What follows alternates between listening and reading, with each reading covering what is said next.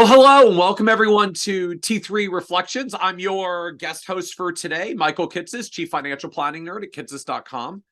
So today we're talking about T3, TTT, which stands for Technology Tools for Today. And its illustrious past as a conference. T3 is celebrating its 20th anniversary this year as the biggest, the oldest technology conference in the industry for financial advisors. And as part of the 20th anniversary celebration, the T3 folks have put together the special series of interviews with luminaries of the profession. So today's guest is Josh Brown, downtown Josh Brown, CEO of Ritholtz Wealth Management. And we're going to talk a little bit about the past, the present, the future of advisor technology. So Josh, welcome. Great to be here, Michael. Thank you so much for having me. I really appreciate you joining in. And look, I know you've been involved in T3 and out for the conference over the years. So I guess you've seen kind of the perspective and the evolution. So I'm wondering, like, what's your favorite memory of like T3 past over the years? Well, I want to give Joel his flowers, and it's important that we do that, in the moment and not just years and years later. Joel was one of the first established tastemakers to ever put me on a stage in front of the industry. Oh, wow. So I had a platform, but it was my own platform. I built it myself. I had the blog, and I had a television platform, which really reaches like the retail investor. But no one in the industry was particularly excited, I guess, about me being around or at their events or saying the things I was saying. And Joel was. And to Joel's credit, I think he saw past the idea that, these bloggers, they're out of control. You know, they're saying things that like no one's policing. Yeah. There's no gatekeeper. All these people do is they get a URL and they just say things. You just type things on the internet. Yeah. So I think Joel was relatively early amongst the establishment. I don't know if he's going to like to hear that he's establishment, but he is. He was relatively early in terms of being like, you know what?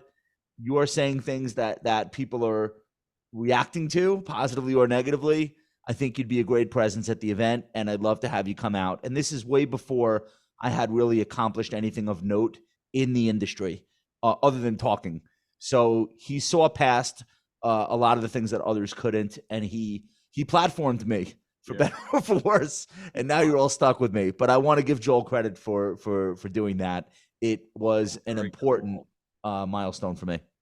Very cool. Very cool. Yeah, to me, it is part of just the interesting evolution of the T3 conference. I mean, just think over the years, like the people that have debuted there, the companies that have debuted there. I had the good fortune of being there at one of like the very, very first ones where admittedly there wasn't a lot of dollars in advisor technology 20 years ago. So I do remember like there was a certain hotel in one of the first 2 years that had a little bit of a rodent problem, like live during the conference, because we maybe did not quite get to the quality of venues that we're able to do today. But it fascinates me just to see how the conference is shifting. I remember a conversation with an advisor years ago who had said, like, well, I went to a T3 conference once, like, it felt strange that, like, most of the sessions were vendors talking about the stuff they're working on.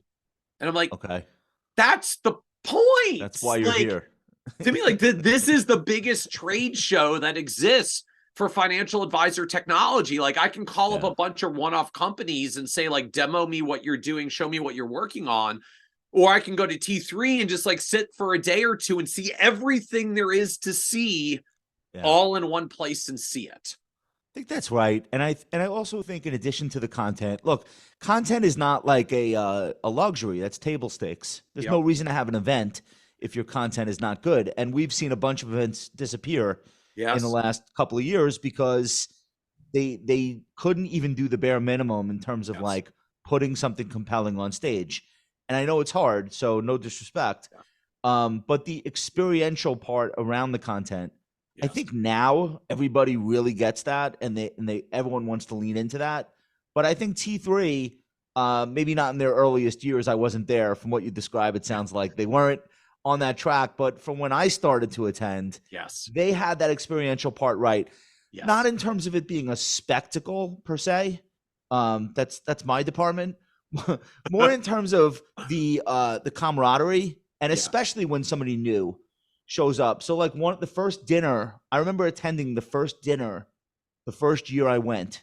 And again, like I don't know anyone there, or I know like 2 or 3 people there. I ended up at a table for 24. I think you were at that table, Michael. Yeah. But more interesting than that, Joel and his wife were at that table. Yeah. Now think about this. How many financial advisor industry events do you attend where the chair of the event itself like invites you almost to the table, almost as though you're family, your first time there? So I thought that Joel really got that part of it too. And again, we're talking years ago, very early on. And that's one of the things that always set T3 apart from some of the more buttoned up, corporate, more sterile, events. A family dinner on the first night. What a great idea. So the conference has evolved from humble beginnings, as so many do, to the experience, as I frame it, the trade show, right? The event that it is of advisor technology. So as we look forward to the coming year, is there something on your agenda as you look at the conference? Like, what are you excited about, Josh, looking out to coming 20-year anniversary in Las Vegas? Oh, totally. I really want to get a sense of how serious all this AI talk is. So I'm very involved with stock market stuff, like more so than most advisors. I'm a market commentator. I love the markets. I'm involved with all the stocks that are working on AI stuff, from NVIDIA to the security stocks. And I'm like very interested to hear if any of that stuff is truly translating into our space. We make some startup investments in wealth tech. We talk to a bunch of founders. My partner, Michael Batnick, more so than I do. We've got some dollars on the line with some people that have pitched us AI stuff. But like, I really hope that at T3 this year, there's going to be some tangible evidence that AI is a factor in our space in 2024. And I really don't know. So I'm going in with an open mind. You know me, my default setting is everyone is full of shit, but I would love to be proven wrong. Yeah, I'm fascinated to see what's going to show up. There was a stint when robo advisors were the thing, and then like every robo digital onboarding tool showed up at T3. So certainly, I think to the extent that AI is the thing right now, I'm expecting we'll see a lot of prospective AI solutions at T3 this year. So we'll see how good they look. I mean, that's the cool thing. You can go and see just products, or we're just going to hear people say the word. I don't know. I'm curious to see how many people have figured out how to put some AI into something yet. I'm seeing it starting to show up. On a little AI. Here's a little GPT. Yep. Yeah, but I'm seeing it start to show up. Tools that are using some generative AI, like, hey, you got to put out some social media posts. Let's help that. Hey, you got to summarize a client meeting. Let's help that. Like, I'm seeing some of it start to show up. But like you, I'm kind of the skeptic, because I feel like most of us at some point this year have said, like, okay, I got to check out this AI ChatGPT thing. You go to ChatGPT, you start typing some questions. It gives pretty interestingly good answers. But then, as with our expertise, we're like, it was mostly right, but not quite right. So Michael, with my clients? I don't know. We had a pitch the other day, and it was like, okay, here's what's going to happen. When this call wraps up, all of the things that were discussed in the call, it's going to create a workflow. It's going to email your client. Your client has to input. And then I'm like, no. No client inputting anything. Let me stop you. That's not gonna work. That's exactly what we're all trying to avoid. So there are things out there. They're still, I think most of them are half baked. But then there's probably stuff that I have no idea. I've never even heard of yet. So that's the excitement. I know I find every year when I go out to T3, there's always a couple of vendors that have been like flying under the proverbial radar screen. Just like they show up at T3. I'm like, your thing Yeah. looks cool and Who I've are never you? heard of you before. And I follow a lot of tech. Like, what do you do? And you Right. get to see it. Right. So, Okay. so maybe in that vein, Josh, just for folks that are seeing this conversation, what's the case you make out to the advisor community? Like, why should someone think about coming to attend the T3 conference this year? I think the same reason why you would attend most conferences and then a kicker. So Okay. the reason to go to any event, and I think you and I are on the same page here, is networking is number one. Like, how can you possibly get better at doing this if you're not conversing with the people who are really good? So like if you're not trying to better yourself by meeting people who are doing great, I don't really know what the plan is. So you do have to go to some events. Now, why this one? Yep. I think the legacy of just how many important breakthroughs have been hosted here.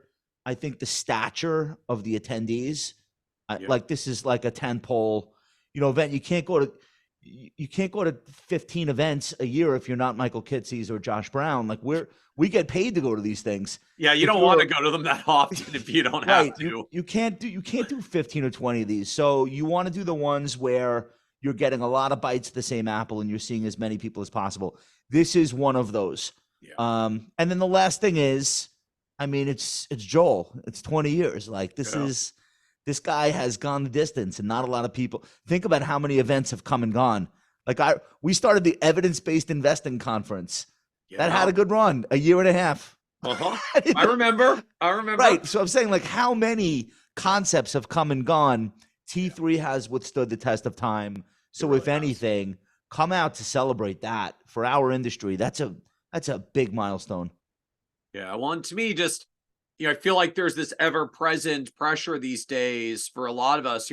Are you keeping up with the technology? I hear a lot of firms these days talking like there's just so much stuff coming out. I think we're pretty good. I don't know if we're keeping up. To me, just like this is where you figure out the answer to that question. Like if you walk around T3 and you look at all that and you say what I'm doing meets what's here, then good. Like go home and rest well at night that you're on track. And if you walk around T3 and see a lot of new stuff you haven't seen, it's like, well, you'll go home with a menu of things to try out in the coming year. It's a great point. I was going to say to what you're saying, Michael, like even if the conclusion you draw at the end of 2 or 3 days at the event is, all the hype, like I'm good, I don't need this stuff, that's still peace of mind. Oh, absolutely. Like I'm not missing anything is still a good result if that's how you come away from this. Amen. Well, thank you, Josh. Appreciate the conversation. For folks listening, stay tuned for next episode of T3 Reflections, part of this 20th anniversary celebration that they're putting on. So for those of you, if you're not signed up, all there. If you're not signed up yet and you're interested, like we'll be there January 22nd to 25th of 2024. So T3conferences.com is where you can go check out information. The T3 folks were kind enough to give our Kitces listeners, readers a discount. So Kitces 200 and you get a $200 discount off the conference as well. Nice. So ongoing updates from the T3 folks on LinkedIn, Facebook, Twitter, X, pick your social media platform of choice. So thanks everyone for listening. Josh, thank you for joining us and see you at the conference, everyone. See you there.